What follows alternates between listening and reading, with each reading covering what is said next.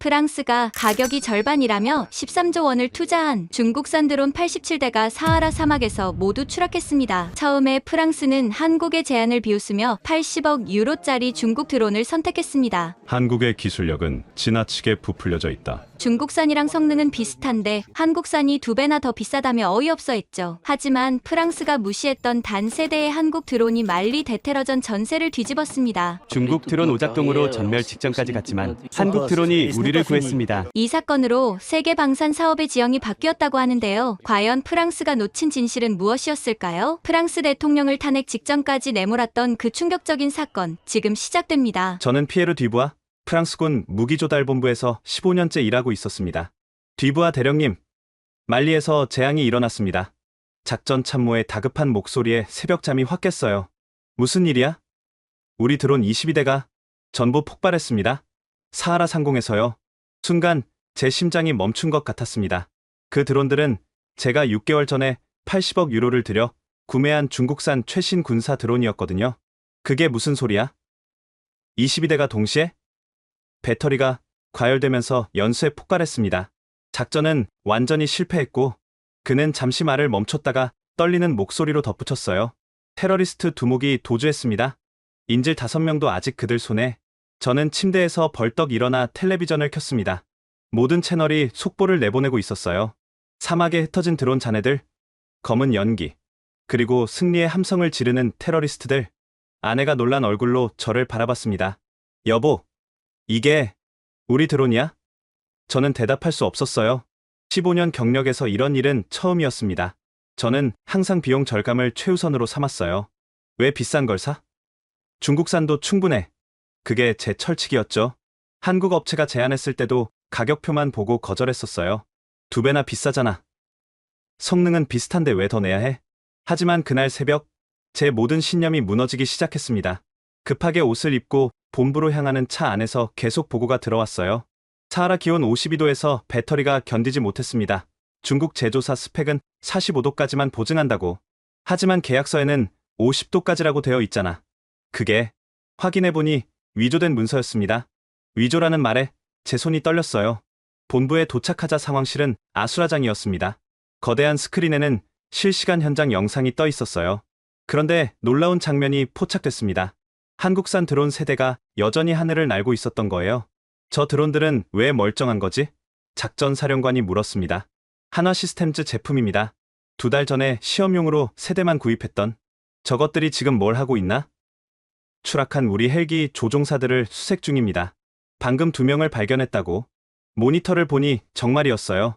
한국 드론이 적외선 카메라로 생존자를 찾아내고 있었습니다. 52도 고온에서도 완벽하게 작동하면서요. 제 얼굴이 뜨거워졌어요. 제가 너무 비싸다고 거절했던 바로 그 드론이었거든요. 뒤부아, 자네가 책임자였지? 국방장관의 차가운 목소리가 들렸습니다. 왜 중국산을 선택했나? 가격이 3분의 1이었습니다. 그래서 병사들 목숨도 3분의 1 값어치란 말인가? 저는 아무 말도 할 수 없었어요.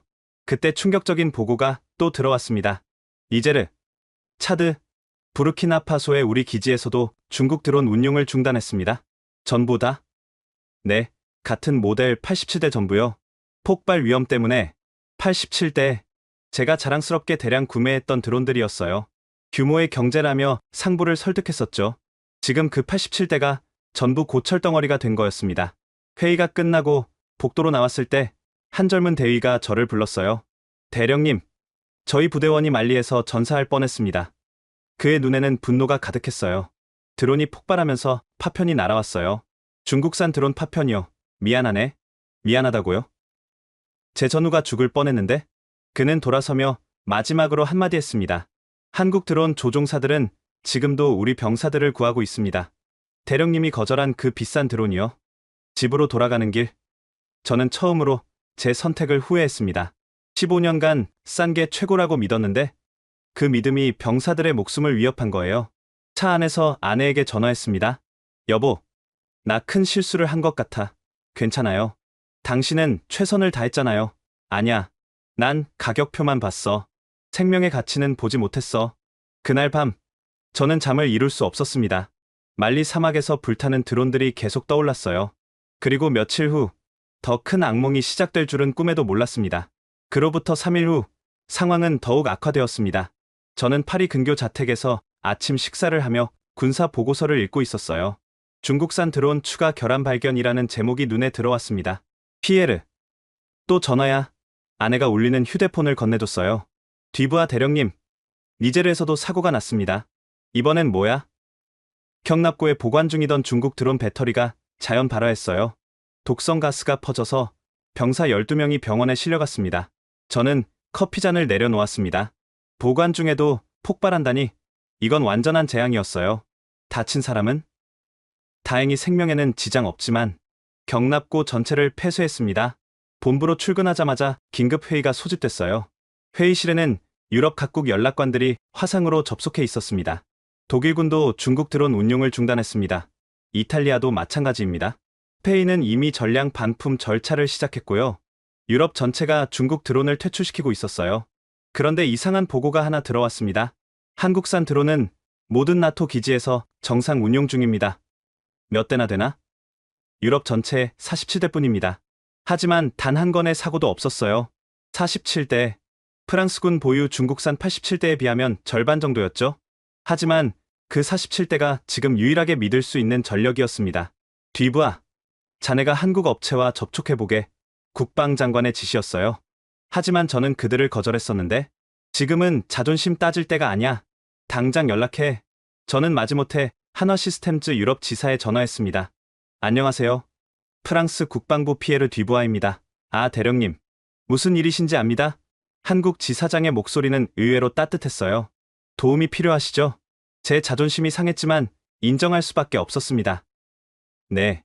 우리 드론들을 점검해 주실 수 있나요? 물론입니다. 내일 기술팀을 보내드리겠습니다. 감사합니다. 그런데 왜 이렇게 쉽게 도와주시는 거죠? 군인의 생명에는 국적이 없으니까요. 그 말이 제 가슴을 찔렀어요. 저는 15년간 가격만 봤는데 그들은 생명을 보고 있었던 거예요. 다음날 아침 한국 기술팀이 도착했습니다. 5명의 엔지니어가 왔는데 그들의 장비 가방이 인상적이었어요. 중국 기술자들은 서류만 잔뜩 들고 왔었는데 한국 팀은 실제 검사 장비를 가져왔더군요. 안녕하세요, 대령님. 저는 김태성 수석연구원입니다. 악수를 나누는 그의 손이 따뜻했어요. 바로 검사를 시작하겠습니다. 시간이 중요하니까요. 그들이 경납고로 들어가자 저도 따라갔습니다. 첫 번째 드론을 열자마자 김 연구원의 표정이 굳어졌어요. 이건 심각하네요. 뭐가 문제죠? 배터리 절연체가 완전히 녹아있어요. 언제 폭발해도 이상하지 않습니다. 그는 즉시 다른 팀원들에게 지시했습니다. 당장 이 구역을 폐쇄하세요. 폭발 위험이 있습니다. 병사들이 신속하게 대피했어요. 10분 후 정말로 그 배터리에서 연기가 나기 시작했습니다. 어떻게 알았죠? 냄새로 알 수 있어요. 리튬이 산화될 때 나는 특유의 냄새가 있거든요. 김 연구원은 담담하게 설명했습니다. 중국산 배터리는 순도가 낮아요. 불순물이 많으면 이런 일이 생깁니다. 하루 종일 검사가 계속됐습니다. 결과는 충격적이었어요. 87대 중 73대가 즉시 운용 중단해야 할 상태였습니다. 14대만 괜찮다는 건가요? 그것도 개조가 필요합니다. 지금 상태로는 위험해요. 저는 머리를 감쌌습니다. 80억 유로가 허공으로 날아간 거였어요.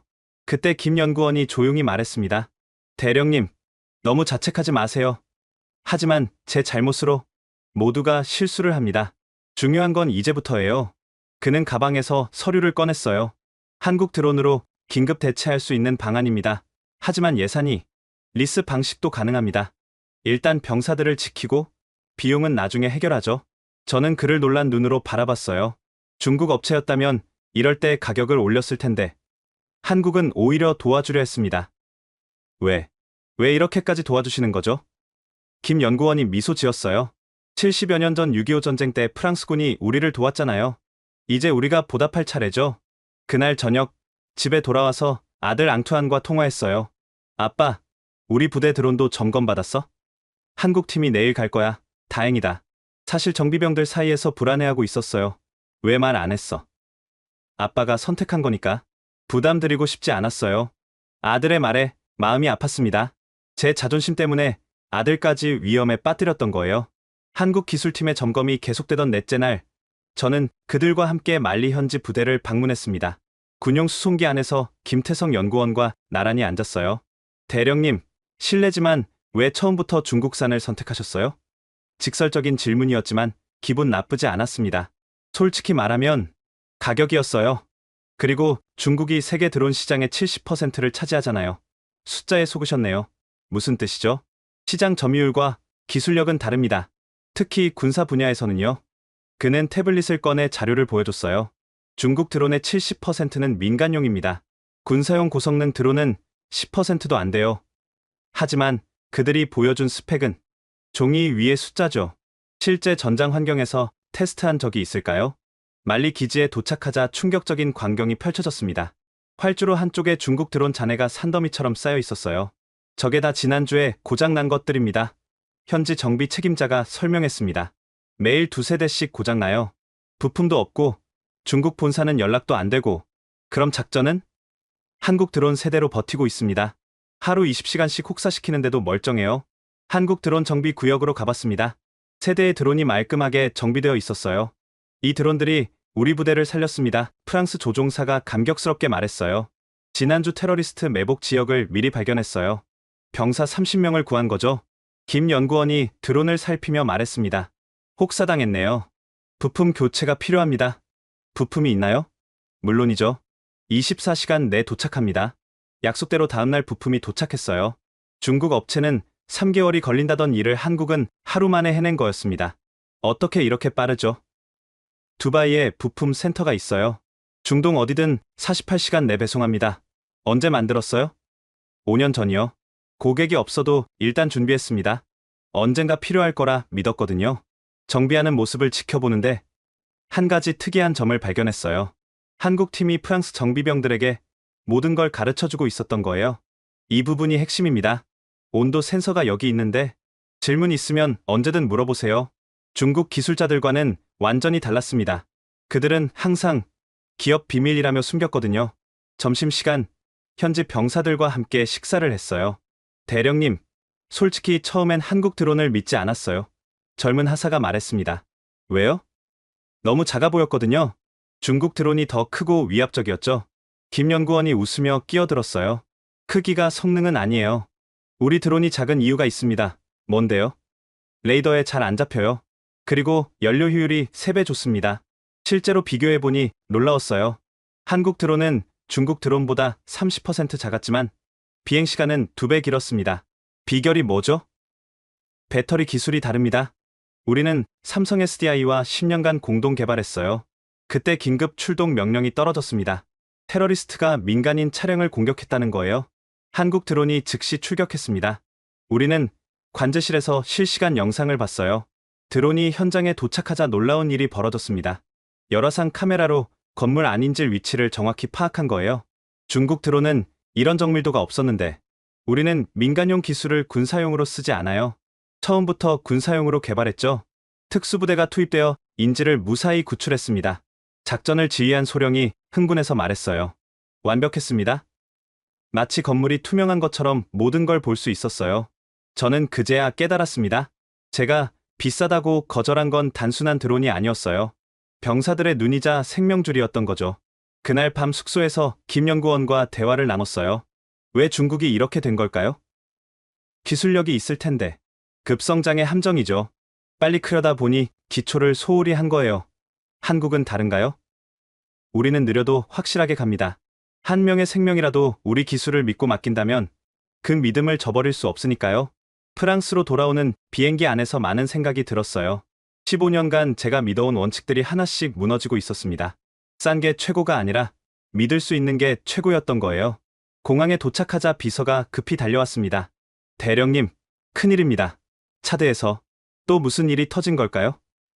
저는 불안한 마음으로 비서의 다음 말을 기다렸습니다. 차드 은자메나 기지에서 중국 드론이 민간 지역에 추락했습니다. 비서의 말에 제 얼굴이 창백해졌어요. 민간인 피해는? 다행히 없지만 현지 정부가 프랑스군 철수를 요구하고 있습니다. 이건 단순한 사고가 아니었어요. 프랑스의 아프리카 전략 전체가 흔들리는 일이었죠. 즉시 국방부로 향했습니다. 상황실에는 이미 장성들이 모여 있었어요. 뒤부하, 정확히 뭐가 문제야? 국방장관의 목소리에는 분노가 섞여 있었습니다. 조사 중입니다만 조사? 매주 드론이 떨어지는데 아직도 원인을 모른다고? 그때 김태성 연구원에게서 전화가 왔어요. 대령님, 중요한 걸 발견했습니다. 비밀리에 만나야 해요. 비밀리에요?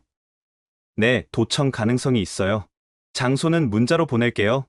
1시간 후, 파리 시내 조용한 카페에서 그를 만났습니다. 카페는 일부러 시끄러운 곳을 골랐더군요. 왜 이렇게 조심하시는 거죠? 어제 저희 호텔 방에 도청 장치를 발견했어요. 뭐라고요? 김 연구원은 작은 전자 장치를 보여줬어요.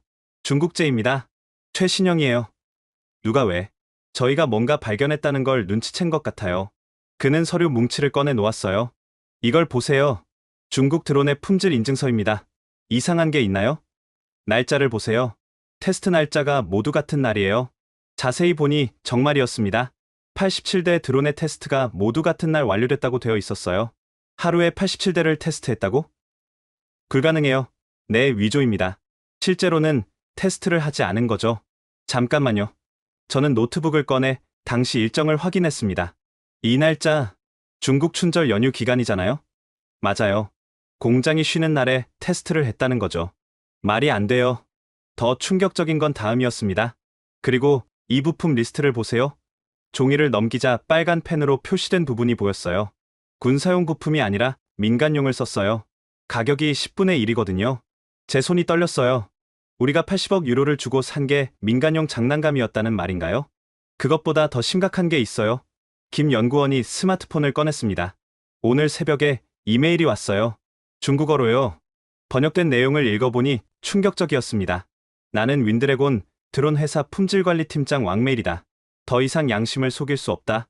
유럽에 판매한 드론은 모두 비급 부품을 사용했다. 회사는 이익을 위해 정품 부품을 빼돌리고 짝퉁을 넣었다.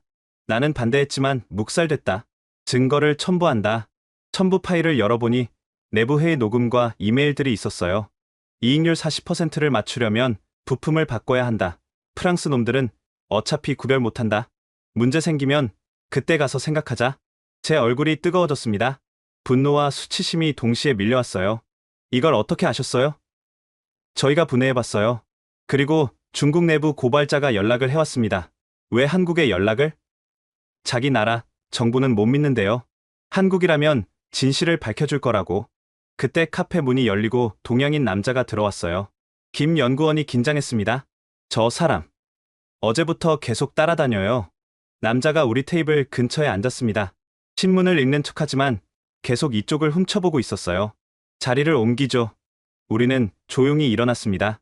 나가려는데 남자가 따라 일어났어요. 대령님, 뒷문으로 가세요.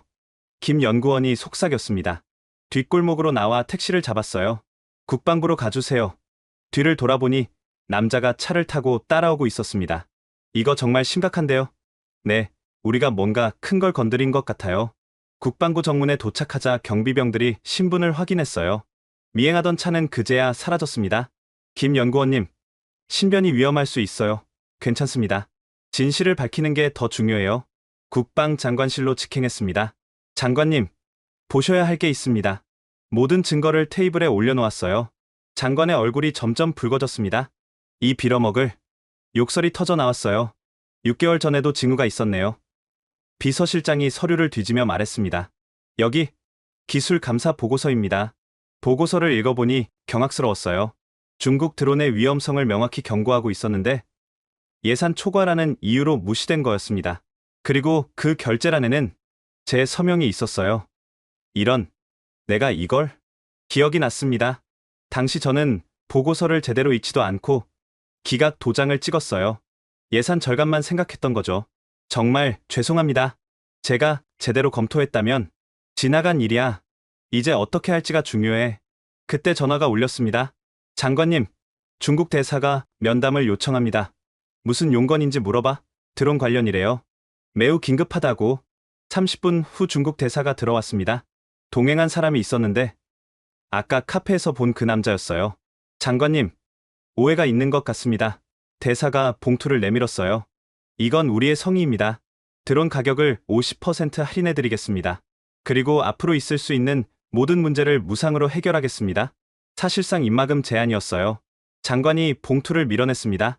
필요 없습니다. 생각해보시죠. 이 문제가 공개되면 프랑스도 망신입니다. 위조 서류에 속은 무능한 나라로 보일 테니까요. 대사의 목소리에는 협박이 섞여 있었어요. 그리고 대사가 저를 바라봤습니다. 뒤부하 대령의 아들이 중국을 자주 오거던데 앞으로도 안전했으면 좋겠네요. 제 피가 거꾸로 솟았습니다. 무슨 뜻입니까? 글쎄요. 중국은 넓고 사고도 많으니까요. 김 연구원이 나섰습니다. 협박하시는 겁니까? 아니요. 조언일 뿐입니다. 현명한 선택을 하시길. 대사가 나간 후 침묵이 흘렀어요. 대놓고 협박하는군. 장관이 주먹을 쥐었습니다. 하지만 우리가 질 순 없어. 증거를 언론에 공개합시다. 제가 제안했어요. 하지만 대령 아들이, 제 아들은 제가 지킬게요. 진실이 먼저입니다. 김 연구원이 말했습니다. 저희도 돕겠습니다. 한국 정부 차원에서 보호하겠습니다. 왜 그렇게까지? 정의가 무너지면 다음은 우리 차례니까요. 다음 날 프랑스 주요 언론사 기자들을 소집했습니다. 모든 증거를 공개했어요. 위조 서류, 내부 고발, 중국 대사의 협박까지. 기사가 나가자 폭발적인 반응이 일어났습니다. 사기다. 80억 유로 돌려받아야 한다. 중국산 무기 전면 금지. EU 차원에서 조사단이 꾸려졌어요. 일주일 만에 충격적인 추가 사실들이 드러났습니다. 독일, 이탈리아, 스페인도 같은 사기를 당했던 거예요. 중국 정부는 발뺌했지만 증거가 너무 명백했습니다. 결국 해당 드론 회사는 국제 제재를 받았어요. 하지만 그게 끝이 아니었습니다.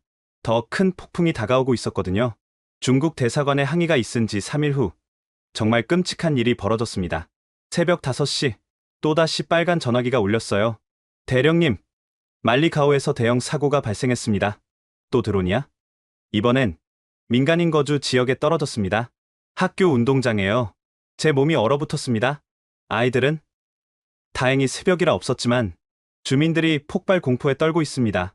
즉시 현장 영상을 확인했어요. 중국산 드론이 학교 한복판에 처박혀 있었고 배터리에서 독성 연기가 피어오르고 있었습니다. 주변에는 수백 명의 주민들이 모여 있었어요. 분노한 표정이었죠. 프랑스군은 물러가라. 우리 아이들을 죽일 셈이야. 현지 주민들의 시위가 시작됐습니다. 국방부는 발칵 뒤집혔어요. 대통령실에서 직접 전화가 왔습니다. 뒤부하, 당장 말리로 가서 수습하라. 국방장관의 명령이었어요.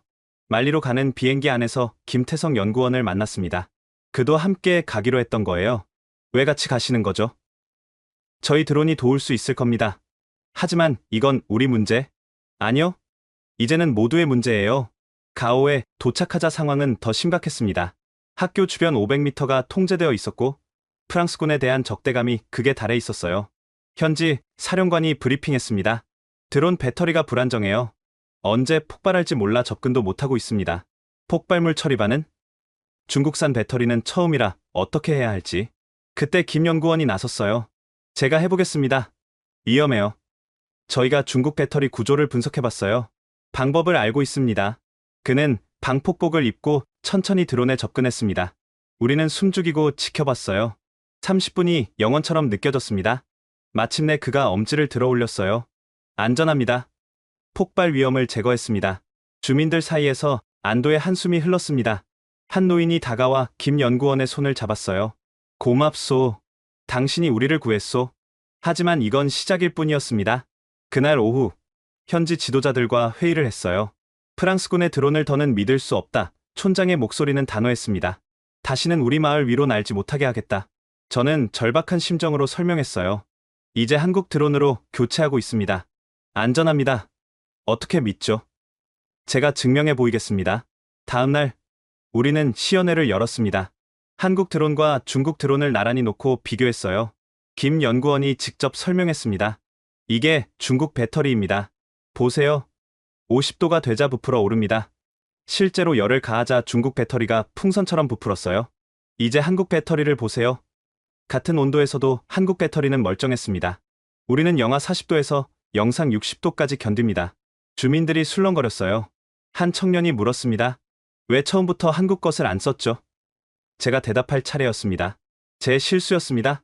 가격만 보고 판단했어요. 진심으로 사과드립니다. 고개를 숙이자 의외의 반응이 돌아왔어요. 실수를 인정하는군요.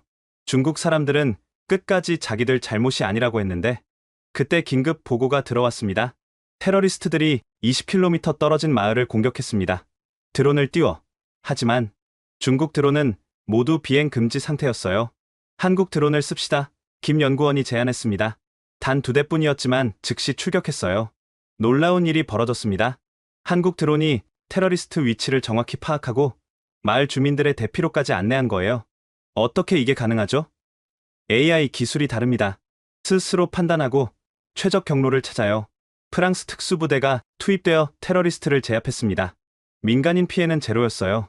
구출된 마을 이장이 우리를 찾아왔습니다. 그 작은 드론이 우리를 구했소. 프랑스군이 아니라 한국 드론이. 그의 말이 제 가슴을 찔렀어요. 그날 밤 숙소에서 김 연구원과 대화했습니다. 이런 일이 자주 있나요? 경쟁사 제품을 수습하는 거요. 가끔요. 하지만 불평하지 않습니다. 왜죠? 결국 진실은 드러나니까요. 그리고 생명을 구하는 게 우선이잖아요. 그의 말에서 진정성이 느껴졌어요. 15년간 제가 놓쳤던 가치가 바로 이거였구나 싶었습니다. 파리로 돌아오는 길에 충격적인 소식을 들었습니다.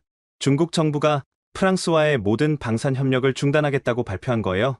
하지만 더 큰 문제가 기다리고 있었습니다. 파리에 도착한 다음날 아침, 아들 앙투안에게서 다급한 전화가 왔습니다. 아빠, 큰일 났어요. 목소리에 공포가 묻어 있었어요. 무슨 일이야? 우리가 정비 중인 수송기 엔진에서 이상한 소리가 나요. 금속 마찰음 같은. 중국산 부품으로 교체한 바로 그 엔진인데 제 손에서 커피잔이 떨어질 뻔했습니다. 앙투안은 공군 정비병으로 3년째 복무 중이었어요. 어릴 때부터 비행기를 좋아해서 자원 입대한 아이였죠. 아빠처럼 나라를 지키고 싶어요. 입대하던 날 그가 했던 말이 떠올랐습니다. 그 수송기 언제 뜨는데? 2시간 후에요. 병력 50명을 태우고 차드로 가요. 50명이라고? 네, 그리고 대령님 2분도 타세요. 작전 지휘관들이에요. 제 심장이 쿵 떨어졌습니다. 일반 병사도 아니고 고위 장교들까지. 당장 비행 취소해. 못해요. 이미 승인 났고 대통령실에서도 관심 갖는 중요한 작전이래요. 그럼 너가 직접 타는 거야? 정비 책임자는 동승해야 해요. 규정이잖아요. 규정. 제가 만든 규정이었습니다. 정비 책임자는 자신이 정비한 항공기에 대한 최종 책임을 진다. 안전을 위해 만든 규정이 이제 아들을 위험에 빠뜨리고 있었어요. 아빠, 저도 무서워요. 앙투안의 목소리가 떨렸습니다. 하지만 도망칠 수 없어요. 제가 정비한 비행기인데 전화를 끊자마자 김태성 연구원에게 연락했습니다. 김 연구원님, 도와주세요. 제 아들이 위험해요. 무슨 일이신지 말씀해보세요. 상황을 설명하자 그가 즉시 답했어요. 지금 출발합니다. 공항이 어디죠? 빌라쿠블레 공군기지예요. 20분 내로 도착할게요. 팀원들과 함께 가겠습니다. 저도 차를 몰고 공항으로 달려갔습니다. 15년 만에 처음으로 속도 위반을 했어요. 제발 늦지 않기를. 공군기지에 도착하니 이미 탑승 준비가 한창이었습니다. 거대한 C-130 수송기 앞에 병사들이 줄지어 서 있었어요. 젊은 얼굴들이었습니다. 누군가의 아들이고 형제이고 연인일 그들이. 앙투안이 엔진룸에서 나왔어요. 아빠, 왜 오셨어요? 작업복에 기름이 잔뜩 묻어 있었습니다. 밤새 점검했나 봐요. 비행 취소해. 위험해. 아빠, 저도 프로예요. 3년간 배운 게 있어요. 제가 판단할게요. 고집스러운 눈빛이 꼭 저를 닮았더군요. 그때 사이렌 소리와 함께 검은 밴이 들어왔습니다. 김태성 연구원 팀이었어요. 상황이 급하니 바로 점검하겠습니다. 5명의 한국 기술자들이 특수 장비를 들고 뛰어내렸어요. 10분만 주세요. 작전 지휘관인 르페브르 대령이 다가왔습니다. 뒤부하. 뭔가? 출발 시간인데. 엔진에 문제가 있을 수 있습니다. 증거가 있나? 지금 확인 중입니다. 김 연구원이 초음파 탐지기를 엔진에 댔습니다. 모두가 숨죽이고 화면을 바라봤어요. 1분, 2분. 마치 영원처럼 느껴졌습니다. 갑자기 김 연구원의 얼굴이 창백해졌어요. 이건 정말 위험합니다. 화면을 확대하자 모두가 숨을 삼켰습니다. 터빈 블레이드에 균열이 있습니다. 여기, 그리고 여기 3곳이나 금이 가 있었어요. 이게 뭘 의미하죠? 르페브르 대령이 물었습니다. 이륙 후 15분 내에 엔진이 폭발할 확률이 87%입니다. 87%. 네. 그리고 C-130은 엔진 하나가 폭발하면. 김 연구원이 말을 멈췄어요. 다들 알고 있었습니다. 추락한다는 걸. 앙투안이 무릎을 꿇을 뻔했어요. 제가 못 찾은 거예요? 밤새 점검했는데. 이건 육안으로는 불가능해요. 내부 균열이거든요. 김 연구원이 앙투안의 어깨를 두드렸습니다. 자네 잘못이 아니야. 중국산 부품의 금속 순도가 문제야. 르페브르 대령의 얼굴이 붉어졌어요. 그럼 우리가 52명이 죽을 뻔했다는 거야? 네, 그리고 김 연구원이 태블릿을 꺼냈어요. 이 부품은 다른 수송기 7대에도 쓰였습니다. 현장이 얼어붙었습니다. 전부 점검해야 해요. 지금 당장 긴급 비행 금지 명령이 내려졌어요. 공군 참모총장이 직접 현장에 왔습니다. 뒤부하, 자네가 또 구했군. 제가 아니라 한국 팀입니다. 그리고 자네 아들도 이상한 소리를 듣고 신고했다며? 앙투안을 바라봤어요. 아들이 자랑스러웠습니다. 프로답게 행동했으니까요. 점검은 계속됐습니다. 한국 팀이 7대 수송기를 모두 검사했어요. 결과는 충격적이었습니다. 5대에서 같은 문제를 발견했습니다. 5대나? 네, 모두 3개월 내 폭발했을 겁니다. 참모총장이 김 연구원의 손을 꽉 잡았어요. 당신들이 프랑스 공군을 구했소? 어떻게 보답해야 할지. 보답은 필요 없습니다. 생명을 구한 거니까요. 그때 병사들이 하나둘 다가왔어요. 탑승 예정이었던 50명이었습니다. 한 상병이 김 연구원 앞에서 경례를 했어요. 감사합니다. 제 목숨을 구해주셨습니다. 저도요. 저도 감사합니다. 50명이 차례로 인사했어요. 김 연구원 팀은 당황해하면서도 정중히 답례했습니다. 앙투안이 제게 다가왔어요. 아빠, 고마워요. 정말 큰일 날 뻔했네요. 내가 고마워해야지. 넌 용감했어. 무서웠어요. 하지만 동료들을 버릴 수 없었어요. 그게 진짜 군인이지. 그날 밤 한국 팀과 함께 저녁을 먹었습니다. 기지 식당이 아니라 파리 시내 레스토랑에서요. 제가 대접하고 싶었거든요. 오늘 정말 감사했습니다. 당연한 일을 했을 뿐이에요. 김 연구원은 여전히 겸손했어요. 앙투안이 물었습니다. 어떻게 그렇게 빨리 알아냈어요? 경험이죠. 중국산 부품을 많이 봤거든요. 문제가 많나요? 품질 관리가 안 돼요. 같은 부품인데 품질이 천차만별이죠. 식사를 하다가 김 연구원이 조용히 말했어요. 사실 저도 아들이 있어요. 그래요? 네, 한국 공군 조종사예요. 그럼 더 고마운데요. 같은 아버지로서. 그래서 더 필사적이었어요. 제 아들이었다면 어땠을까 싶어서. 그 말에 눈시울이 뜨거워졌습니다. 그들은 단순히 기술자가 아니었어요. 같은 부모의 마음으로 우리를 도운 거였습니다. 다음 날 프랑스 언론이 대서특필했습니다. 한국 기술팀, 프랑스 공군 52명 구해 중국산 부품의 치명적 결함 발견. 중국 대사관이 항의했지만 소용없었어요. 증거가 너무 명확했거든요. 일주일 후 프랑스 공군은 모든 중국산 부품 사용을 중단했습니다. 그리고 한국과 전면 협력을 시작했어요. 앙투안이 한국 연수를 자원했습니다. 제대로 배우고 싶어요. 오늘 같은 실수를 반복하지 않으려면 좋은 결정이다. 아빠도 그러셨잖아요. 배움에는 끝이 없다고. 그래요? 배움에는 끝이 없습니다. 그리고 때로는 목숨을 걸고 배워야 할 때도 있죠. 오늘이 바로 그런 날이었습니다. 한국팀과의 만찬 다음 날, 프랑스 국방부에서 역사적인 결정이 내려졌습니다. 중국산 드론 전량 퇴출, 한국 한화 시스템즈와 전면 협력, 국방장관의 발표였어요. 하지만 문제가 있었습니다. 중국과의 계약 위약금이 200억 유로입니다. 법무팀장의 보고였어요. 200억이라니? 모두가 망연자실했습니다. 그때 김태성 연구원이 손을 들었어요. 저희가 도울 수 있을 것 같습니다.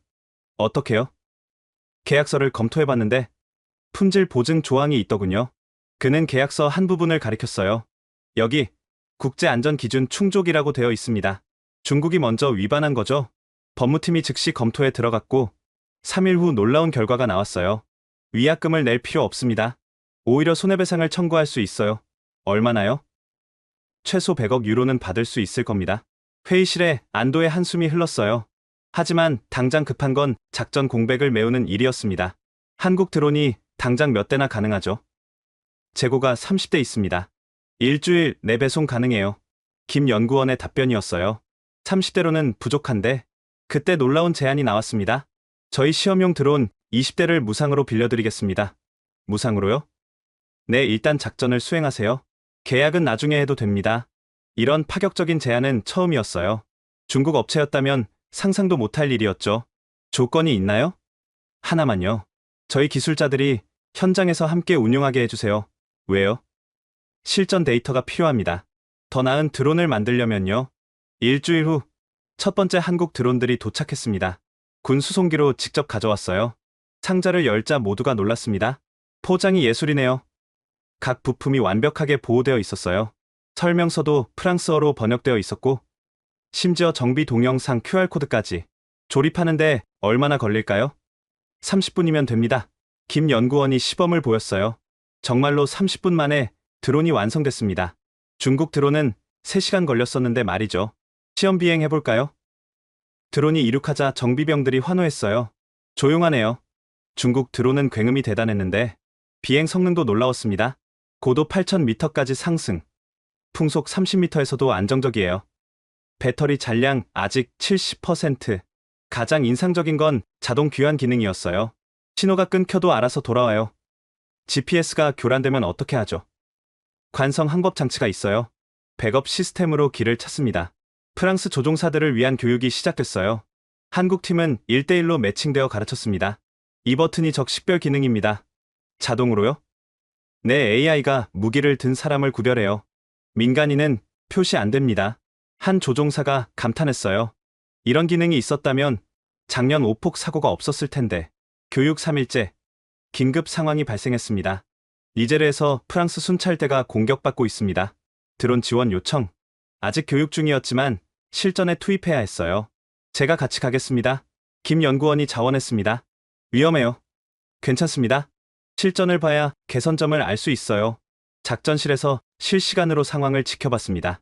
한국 드론 5대가 현장으로 날아갔어요. 목표 지역 도착, 열화상 카메라 작동 화면에 선명한 영상이 떴습니다. 저기 건물 옥상에 저격수가 있어요. 드론이 정확한 좌표를 전송했고 프랑스 특수부대가 진입했습니다. 저격수 제압. 서쪽 골목에 매복조 3명 더 있습니다. 한국 드론의 정보로 매복을 피하고 성공적으로 구출했어요. 단 한 명의 부상자도 없었습니다. 작전을 지휘한 소령이 무전으로 말했습니다. 이 드론들은 정말 다르네요. 마치 하늘에 눈이 달린 것 같아요. 그런데 놀라운 일이 벌어졌습니다. 한 대의 드론이 총격을 받았어요. 3번 드론 피격. 모두가 긴장했습니다. 하지만 드론은 추락하지 않았어요. 자동 회피 기동 중. 드론이 지그재그로 날며 추가 피격을 피했습니다. 그리고 천천히 기지로 돌아왔어요. 어떻게 가능하죠? 이중 안전 시스템이 있어요. 주요 부품이 파손되어도 비행 가능합니다. 김 연구원이 피격된 드론을 살펴봤어요. 탄환이 여기 박혔네요. 그런데 보호 장갑 덕분에 주요 부품은 무사해요. 장갑이 있어요? 네, 케블라 소재로 만들었어요. 방탄조끼와 같은 원리죠. 그날 밤 니제르에서 감사 전문이 왔습니다. 한국 드론이 우리를 구했다. 정말 고맙다. 현장 병사들의 직접 서명이 담겨 있었어요. 일주일 후 본격적인 대규모 작전이 있었습니다. 말리 북부 테러리스트 소탕 작전이었어요. 한국 드론 20대가 투입됐습니다. 작전 전날 김 연구원이 특별 브리핑을 했어요. 이번 작전을 위해 특별 기능을 추가했습니다. 뭐죠? 군집 비행입니다. 20대가 하나처럼 움직여요. 시연을 보니 정말 놀라웠어요. 20대의 드론이 마치 한 몸처럼 움직였습니다. 서로 통신하면서 역할을 분담해요. 정찰, 통신 중계, 공격 지원을 자동으로 나눠서 합니다. 작전 당일 새벽 4시에 출격했습니다. 저도 작전실에서 지켜봤어요. 전 구역 스캔 시작 20개의 화면에 각각 다른 지역이 나타났습니다. 단 10분 만에 50제곱킬로미터를 정찰했어요. 테러리스트 캠프 발견, 좌표 전송, 무기고 위치 확인, 인질로 추정되는 민간인 7명 발견, 정보가 실시간으로 쏟아졌습니다. 작전 지휘관이 신속하게 명령을 내렸어요. 1팀은 무기고, 2팀은 인질 구출.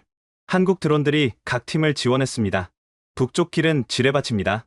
우회하세요. 적 증원군 접근 중. 5분 내 도착. 덕분에 작전팀은 완벽하게 임무를 수행했어요. 그런데 갑자기 한 대의 드론에서 경고음이 울렸습니다. 연료 부족. 하지만 드론은 당황하지 않았어요. 자동으로 임무 인계 중 다른 드론이 그 구역을 대신 맡았습니다. 연료 부족 드론은 안전하게 귀환했고 보급 후 다시 투입됐어요. 로테이션이 완벽하네요. 작전 지휘관이 감탄했습니다. 8시간의 작전이 끝났을 때 결과는 놀라웠습니다. 목표 37개 전부 달성. 인질 7명 전원 구출. 아군 피해 제로. 테러리스트 47명 체포. 현장 지휘관이 보고했습니다. 이런 완벽한 작전은 처음입니다.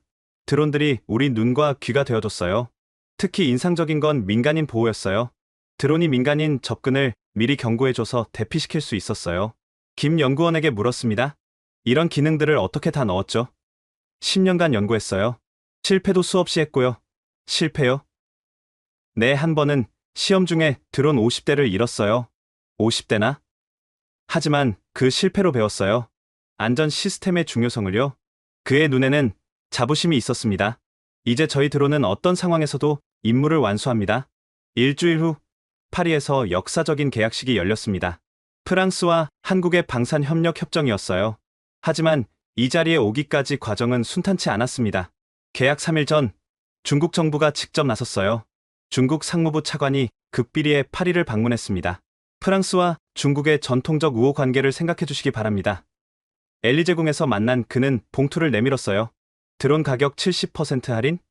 그리고 에어버스 항공기 300대 구매. 프랑스 대통령이 봉투를 밀어냈습니다. 우리의 결정은 바뀌지 않습니다. 후회하실 겁니다.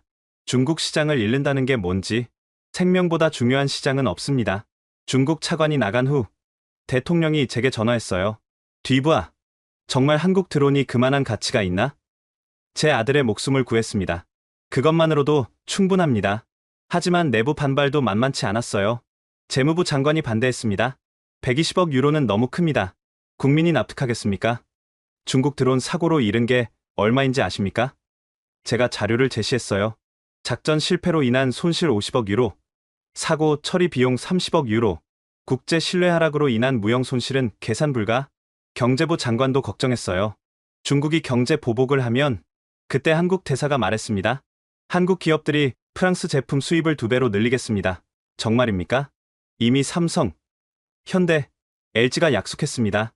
국방장관이 결론을 내렸어요. 투표합시다.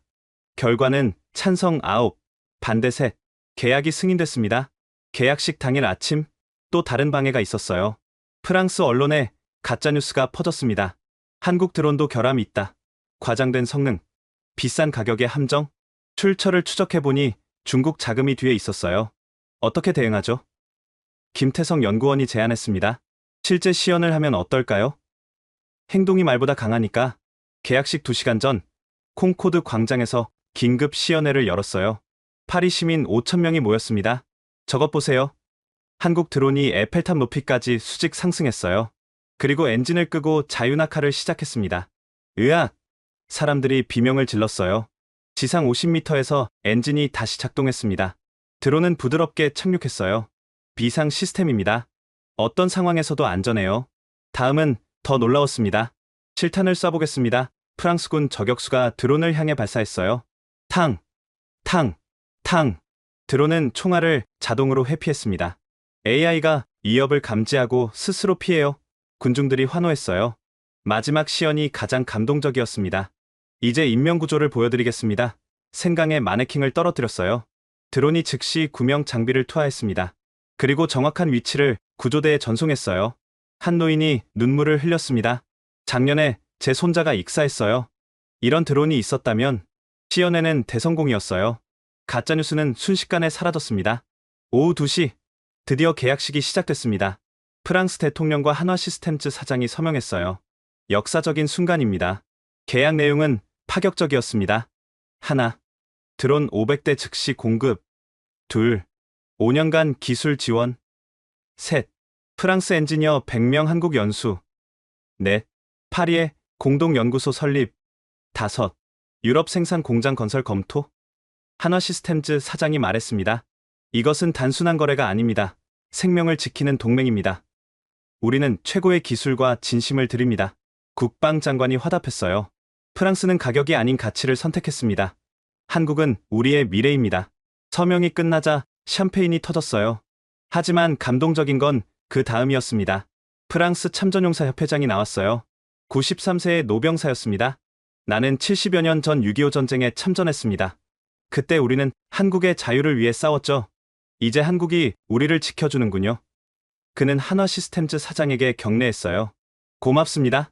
전우여. 한국 측도 준비한 게 있었어요. 프랑스군 전사자 유족을 위해 기금을 만들겠습니다. 드론 판매 수익의 1%를 기부하겠습니다. 이런 제안은 처음이었어요. 중국은 물론 미국 업체도 한 적 없는 일이었죠. 계약식 후 첫 배송이 일주일 만에 이뤄졌습니다. 군 수송기 10대가 동시에 도착했어요. 이렇게 빨리? 약속은 지켜야죠. 프랑스 정비병들이 상자를 열었을 때 또 놀랐습니다. 각 드론마다 프랑스 국기 스티커와 함께 손편지가 있었어요. 이 드론을 만든 김수진입니다. 프랑스 군인들을 지켜주세요. 박정우입니다. 안전하게 임무 마치고 가족에게 돌아가세요. 한국 공장 직원들이 직접 쓴 편지였어요. 한 프랑스 병사가 울먹였습니다. 그들이 우리를 이렇게 생각하는구나. 앙투안이 한국 연수를 떠나는 날이 왔어요. 공항에서 작별 인사를 했습니다. 아빠, 한국에서 많이 배워올게요. 기술만 배우지 말고 정신도 배워와. 무슨 정신이요? 겸손과 진정성. 그게 한국의 진짜 힘이야. 한 달 후 앙투안에게서 영상통화가 왔어요. 아빠, 여기 정말 놀라워요. 한화 시스템즈 공장을 보여줬습니다. 직원들이 드론 하나하나에 이름을 지어줘요. 이름을? 네. 희망 1호, 평화 2호 이런 식으로요. 자기가 만든 제품에 애정이 있어요. 교육은 어때? 정말 숨김이 없어요. 모든 기술을 공개해요. 심지어 실패 사례까지 알려주면서 똑같은 실수하지 말라고 해요. 중국과의 경쟁은 끝났어요. 3개월 만에 유럽 시장 점유율 한국 61%, 미국 24%, 이스라엘 7%, 중국 8%. 중국은 사실상 퇴출했습니다. 하지만 한국은 거기서 멈추지 않았어요. 2세대 드론을 공개합니다. 6개월 후 김태성 연구원이 신제품을 들고 왔어요. 뭐가 달라졌죠? 비행시간 2배, 탑재량 3배, 가격은 10% 인하. 가격을 낮췄다고? 기술이 발전하면 고객과 나눠야죠. 이런 철학의 차이가 한국을 정상에 올려놨어요. 프랑스군 만족도 조사 결과 한국 드론 98점, 이전 중국 드론 31점. 병사들의 댓글이 인상적이었습니다. 드디어 믿을 수 있는 장비를 받았다. 한국 드론은 전우 같다. 목숨을 맡길 수 있다. 프랑스의 성공을 본 유럽 각국이 움직이기 시작했습니다. 베를린에서 EU 국방장관 회의가 열렸어요. 저는 프랑스 대표로 참석했습니다. 회의장에는 27개국 대표들이 모여 있었어요. 독일 국방장관이 먼저 물었습니다. 뒤부하 대령, 한국 드론의 실제 성과를 설명해 주시오. 저는 준비한 자료를 스크린에 띄웠습니다. 보시는 것처럼 사망자가 제로입니다. 정말입니까? 8개월간 단 한 명도? 네, 반면 그 이전 8개월은 드론 관련 사고로 17명이 사망했습니다. 회의장이 술렁거렸어요. 폴란드 대표가 손을 들었습니다. 저희도 중국 드론 문제로 고생입니다. 지난달에만 3대가 추락했어요. 민간 지역에?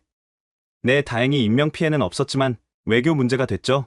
이탈리아 대표가 물었어요. 비용은 어떻습니까? 초기 구매 비용은 중국산의 1.8배지만 2년 운용 비용을 계산하면 오히려 40% 저렴합니다. 어떻게 그게 가능하죠? 고장이 없으니 정비 비용이 안 들고 연료 효율이 3배 좋거든요. 구체적인 수치를 보여줬어요. 중국 드론 월 정비비 드론당 5,000유로, 한국 드론 월 정비비 드론당 500유로, 10분의 1이네요. 스페인 대표가 놀란 표정으로 말했습니다. 우리는 작년에 정비비만 2천만 유로 썼는데 그때 김태성 연구원이 추가 설명을 했어요. 저희는 모듈 방식을 써요. 문제 생긴 부품만 교체하면 됩니다. 중국 드론은 통째로 바꿔야 해요. 부품 호환이 안 되거든요. 네덜란드 대표가 중요한 질문을 했습니다. 한국이 갑자기 공급을 중단하면 어떻게 하죠? 김 연구원이 태블릿을 꺼냈어요. 이미 유럽 5개국에 부품 센터를 만들고 있습니다. 벌써요? 네. 내년까지 10개국으로 확대할 예정입니다. 화면에 지도가 떴어요. 파리, 베를린, 로마, 마드리드, 바르샤바. 48시간 내 부품 배송을 보장합니다. 벨기에 대표가 물었어요. 기술 이전도 가능한가요? 물론입니다. 현지 생산도 검토 중이에요. 진짜 핵심 기술도요? 파트너를 신뢰하니까요. 함께 발전하는 게 목표입니다. 그때 충격적인 발표가 있었습니다. 노르웨이가 이미 한국 드론 200대를 주문했습니다. 노르웨이 대표가 말했어요. 북극 지역 감시용으로 테스트했는데 완벽했어요. 영하 40도에서도 작동했죠. 스웨덴도 뒤따랐습니다. 우리도 100대 주문했어요. 발트해 감시용입니다. 한국 드론은 해상 작전에도 탁월해요. 연분에도 강하고요. 회의 분위기가 완전히 바뀌었어요. 우리도 도입해야겠군. 당장 시작하자. 독일 대표가 제안했습니다. EU 차원에서 한국과 협력하는 게 어떻습니까? 개별 계약보다 효율적일 겁니다. 만장일치로 통과됐어요. 일주일 후 브뤼셀에서 역사적인 조인식이 열렸습니다. EU와 한국의 방산협력 협정이었어요. 규모는 500억 유로, 유럽 방산 역사상 최대였습니다. 한국 대통령이 화상으로 축사를 했어요. 기술로 생명을 구하는 동맹이 되겠습니다. 우리의 협력이 세계 평화에 기여하기를 바랍니다. 조인식 후 리셉션에서 놀라운 발표가 있었습니다. 한국이 유럽에 드론 연구소를 설립합니다. 위치는 파리입니다. 유럽 전체를 지원할 거예요. 프랑스가 유럽의 한국 드론 허브가 되는 순간이었어요. 국방장관이 제게 속삭였습니다. 뒤부아, 자네 덕분이야. 처음 한국을 선택한 게 자네였잖아. 하지만 모든 게 순조로운 건 아니었어요. 중국이 무역 보복을 시작했거든요. EU 자동차에 50% 관세, 유럽 와인 수입 금지, 경제장관들이 비상회의를 열었어요. 중국 시장을 잃으면 큰일이야. 연간 수출 500억 유로가 날아가는 거예요. 그런데 예상치 못한 구원의 손길이 왔습니다. 한국 기업들이 나선 거예요. 유럽 제품을 한국이 더 수입하겠습니다. 삼성, LG, 현대 같은 대기업들이 구매를 늘렸어요. 프랑스 와인 수입 3배 증가, 독일 자동차 부품 대량 구매, 이탈리아 패션 브랜드 한국 진출 지원, 중국 시장 손실의 70%를 한국이 메워뒀어요. 왜 이렇게까지 도와주는 거죠? 제가 한국 대사에게 물었어요. 동맹이니까요. 어려울 때 돕는 게 진짜 친구죠. 현장에서도 한국 드론의 활약이 계속됐습니다. 특히 인도적 임무에서 빛을 발했어요. 지중해 난민 구조 작전이 있었습니다. 조난 선박 발견, 300명 탑승 추정. 한국 드론이 먼저 현장에 도착했어요. 구명조끼 투하 시작. 드론이 구명 장비를 정확히 떨어뜨렸습니다. 이탈리아 해안경비대가 도착할 때까지 드론이 계속 선회하며 상황을 중계했어요. 어린이 17명, 임산부 3명 확인, 의료진 준비 필요. 덕분에 단 한 명의 희생자도 없이 구조했습니다. 이탈리아 총리가 직접 감사를 표했어요. 한국 드론이 수백 명의 목숨을 구했습니다. 알프스 산악 구조에서도 대활약했어요. 눈사태로 등산객 5명 고립. 험한 지형 때문에 헬기도 접근이 어려웠는데 한국 드론은 달랐습니다. 열화상 카메라로 위치 확인, 생존자 전원 발견, 한 명은 부상 상태. 드론이 응급 의료품과 통신 장비를 전달했어요. 구조대가 도착할 때까지 드론이 공중에서 길을 안내했습니다. 6시간 만에 전원 구조에 성공했어요. 구조된 등산객 중 한 명이 SNS에 올린 글이 화제가 됐습니다. 죽음의 문턱에서 한국 드론이 나타났다. 천사를 본 것 같았다. 더 놀라운 건 의료 드론이었어요. 김태성 연구원이 새로운 프로젝트를 소개했습니다. 응급 의료 드론을 개발했습니다. 어떤 기능이 있죠? 혈액, 장기, 의약품을 운송할 수 있어요. 온도 유지도 완벽합니다. 영하 80도 백신도 가능해요. 첫 실전은 파리 근교였어요. 심장마비 환자 신고가 들어왔는데 구급차는 교통 체증에 막혔습니다. 드론 출동. 7분 만에 제세동기가 도착했어요. 현장에 있던 시민이 사용법 영상을 보며 응급처치를 했습니다. 환자는 기적적으로 살아났어요. 의사가 말했습니다. 5분만 늦었어도 뇌사였을 겁니다. 이런 성공 사례가 쌓이자 유엔도 주목했어요. 한국 드론을 유엔 평화유지군에 도입하자 안보리 회의에서 논의됐습니다. 분쟁 지역 민간인 보호에 혁명적일 것, 지뢰 탐지에도 활용 가능, 전염병 지역 의료품 전달도 193개국 만장일치로 통과됐어요. 한국 드론이 세계 평화의 도구가 되는 순간이었습니다. EU는 더 나아갔습니다. 2030년까지 모든 군사 드론을 한국산으로 교체 목표, 드론 조종사 5,000명 양성 계획, 한국과 공동 기술 개발 추진. 프랑스는 유럽의 중심이 됐어요. 파리 연구소 설립이 확정되고 앙투안이 첫 연구원으로 선발됐어요. 아빠, 제가 한국 기술을 유럽에 전파하는 교관이 됐어요. 자랑스럽구나. 한국에서 배운 정신을 잊지 않을게요. 무슨 정신? 기술은 생명을 위해 존재한다는 거요. 6개월 후 발표된 통계는 놀라웠습니다. EU 전체 드론 사고율 95% 감소, 작전 성공률 40%에서 92%로 상승, 정비 비용 80% 절감, 무엇보다 단 한 명의 사망자도 없음.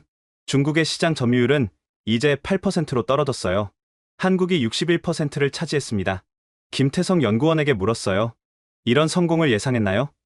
솔직히 이 정도까진 아니었어요. 그럼 뭘 예상했죠?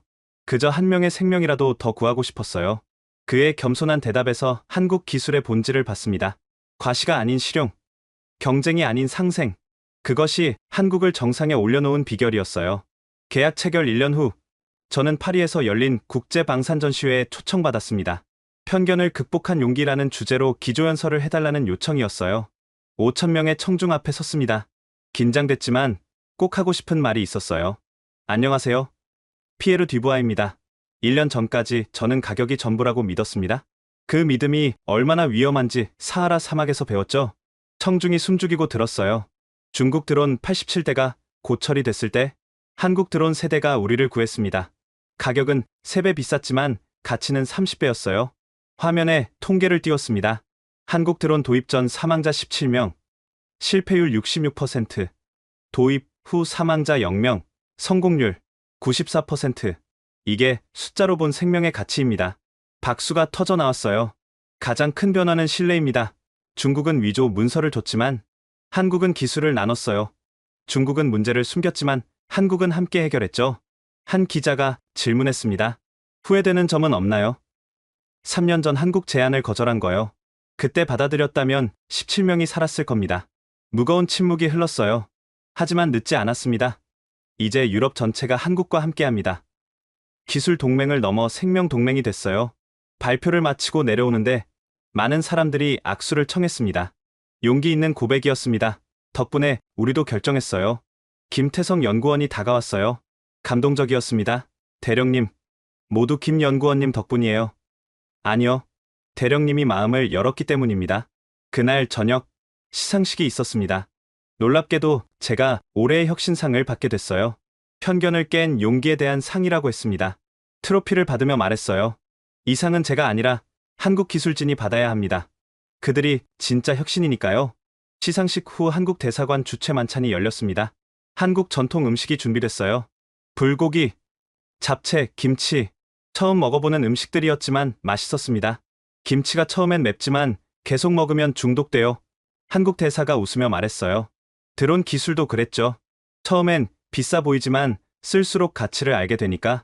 앙투안도 함께였어요. 한국어로 건배를 제안했습니다. 건배, 그리고 함께 갑시다. 모두가 따라 외쳤어요. 집으로 돌아가는 길, 아내가 말했습니다. 당신이 자랑스러워요. 실수를 인정하고 바꾸는 게 쉽지 않았을 텐데. 가족이 위험했다면 당신도 그랬을 거야. 그래도 15년 신념을 바꾸는 건 신념보다 생명이 중요하니까. 다음날 사무실에 특별한 선물이 도착했습니다. 한국 초등학생들이 보낸 그림 편지였어요. 프랑스 아저씨 감사해요. 우리 드론이 도움이 돼서 기뻐요. 그림에는 한국과 프랑스 국기를 단 드론이 함께 날고 있었어요. 코끝이 찡했습니다. 전화가 울렸어요. 대령님, 새로운 프로젝트가 있습니다. 김태성 연구원이었어요. 무슨 프로젝트죠? 우주 드론입니다. 달 탐사용이에요. 우주라니. 프랑스 우주국과 협력하고 싶어요. 함께 하시겠어요? 저는 망설임 없이 답했습니다. 물론이죠. 이번엔 처음부터 함께해요. 1년 전만 해도 상상할 수 없었던 일이었어요. 하지만 이제 저는 알고 있습니다. 진정한 기술의 가치를, 신뢰의 의미를, 그리고 생명의 무게를. 창밖을 보니 한국 드론이 파리 하늘을 날고 있었어요. 작지만 강하고 조용하지만 든든한 우리의 수호천사처럼. 지금까지 프랑스군 조달 책임자 피에르 듀부아의 극적인 깨달음, 이야기 어떠셨나요? 15년간 가격만 따지던 그가 아들의 목숨이 위태로운 순간 한국 기술의 진정한 가치를 발견했습니다. 중국산 드론 87대가 하늘에서 추락할 때 한국산 드론 세대는 묵묵히 생명을 구했죠. 기술의 진짜 가치는 얼마나 싸냐가 아니라 얼마나 많은 생명을 지킬 수 있느냐로 결정됩니다. 여러분은 어떻게 생각하시나요? 정말 믿을 수 있는 기술이란 무엇일까요? 댓글로 여러분의 의견을 들려주세요. 그리고 이 이야기가 인상 깊으셨다면 주변 분들께 공유해주세요. 특히 K방산의 놀라운 성장을 더 많은 분들이 알 수 있도록 이 영상을 널리 퍼뜨려주시면 감사하겠습니다. 한국 기술이 세계 평화에 기여하는 이 놀라운 이야기를 모두가 알아야 하니까요. 구독과 좋아요도 잊지 마시고요. 다음에는 더욱 놀라운 한국 기술 이야기로 찾아뵙겠습니다. 지금까지 코리아 원더풀이었습니다. 감사합니다.